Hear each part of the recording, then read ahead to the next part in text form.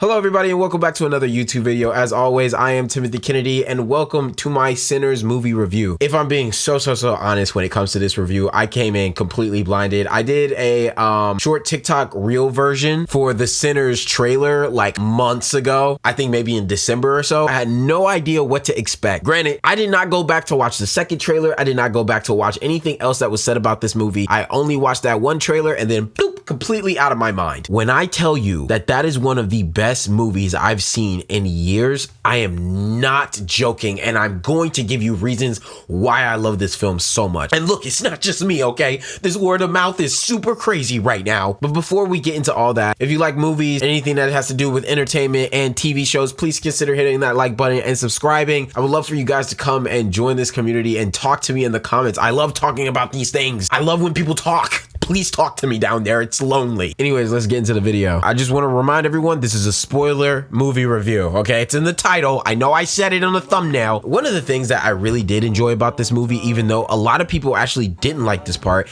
is how slow the beginning was.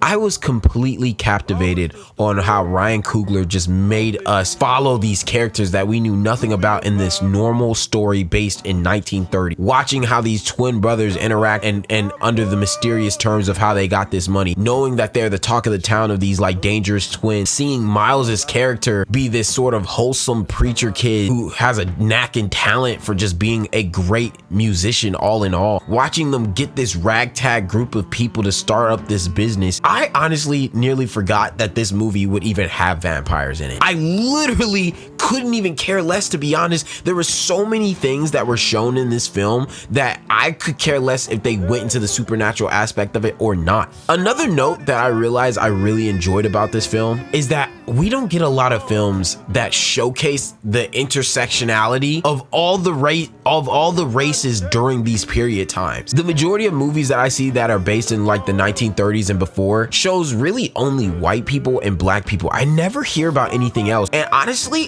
it kind of made me only feel like there was only black and white people during that time, which I know is not true. I consistently forget that America was literally the melting pot of just a whole bunch of different races and culture for literally decades, hundreds of years actually. So when I saw Native Americans show up, even if it was for a brief moment interacting with these white Klansmen, or when I saw the Asian Americans switching from working at the white only stores and then going to work in the black only stores, like I completely forgot that yes, there were people of different races all in one circle interacting with one another. It was not just black and white people walking around. And to just be able to see to see how they moved around each other and how they worked with one another, or the disdain that they had for one another, was just really awesome and breathtaking to see. On top of that, the music, and I will always tout that I believe that Ludwig is one of the greatest composers of my generation at the very least.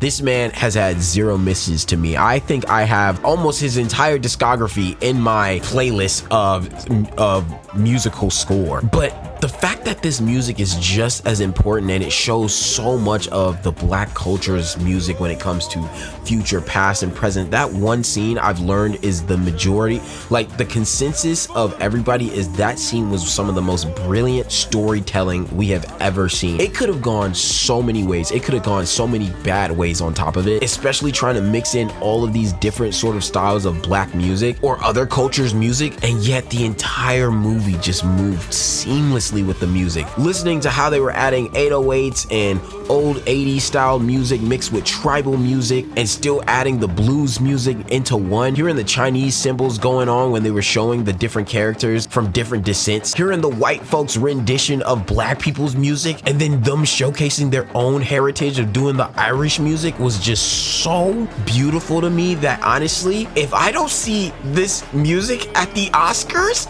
for a nomination, I'm crashing out. We haven't gotten to the fact that in the majority of a lot of horror movies, technically like a horror movie, we haven't gotten to the point that this doesn't feel like the acting of a lot of horror movies. I feel like horror movies are under a stigma where like 9 times out of 10 the acting is going to be absolutely trash, and this time every character, every side character, it didn't matter who, I believed all of them. They were all so natural.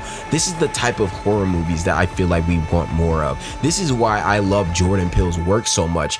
And the fact that Ryan Coogler is able to now captivate that into this sort of horror, documentary, mythical styled storyline is so perfect to me. I've never seen him do anything like this before, and honestly, I hope he does more of this. Some people have been complaining that they feel like there was too many storylines. To me, I think that's perfect. The amount of prequels I would be so happy to watch when it comes to the Native Americans and their side of the story of even finding vampires for the first time and how they learned to hunt them, because they were so seamless. They almost killed the main vampire before we even saw him. Same thing with Stack and Smoke. I would love to watch a prequel show us the twins while they were working with Capone and up there in Chicago. I just feel like there's so much opportunity to expand this universe and expand this story while keeping the same elements all there, or even diverting slightly a little bit, and everyone would still be so happy to be able to be watching this. The fact that Ryan Coogler had so many Easter eggs that just alluded to a multiple of different things, but also there were so many undertones throughout this film that honestly, this is something you would have to go back to watch once or twice after just to be able to check out all the references or make sure you didn't even miss anything. And it's movies like that that I really like the most, because it means that the director decided to take everything into account. Nothing was a mistake. Nothing was just, oh, I thought this would just look really cool and I wanted for this and I wanted it to be like this for this reason. No, there was a time and there was a place and there was a reason why people did what they did. This movie, from the storytelling to the acting and to the music, to me followed through. I felt like I was always met with multiple different storylines, and also the conclusion of certain storylines, and actually the interest to see more of either the reason of why all of these people got to where they were or where they're going afterwards, has allowed me to realize that this film is just a full-on W. This film is an 11 out of 10 to me, because if it can make me sit there and not only can I feel the horror aspect and the musical aspect and learn from my own ancestry to other people's ancestries as well, and how it collided with, you know, people of the past, and also give me interest to want to watch more, not even about the main character, which is technically still Stack and Smoke, which to me, it felt like the whole ensemble was the main cast. I just feel like this is the type of originality that we've been missing for a long time when it came to movies. This was the type of buzz we were missing when it came to different things. And obviously, you know, this takes reference from Dusk Till Dawn and other great vampire styled films. But I just feel like this one did something different for each and every person that watches it.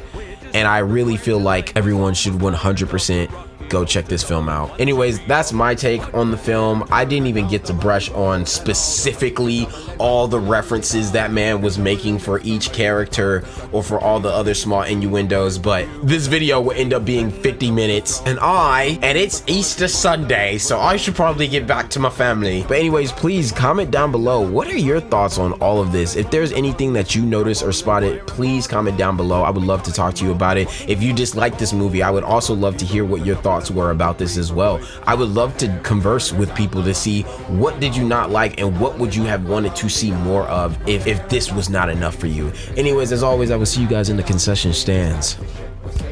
See you later.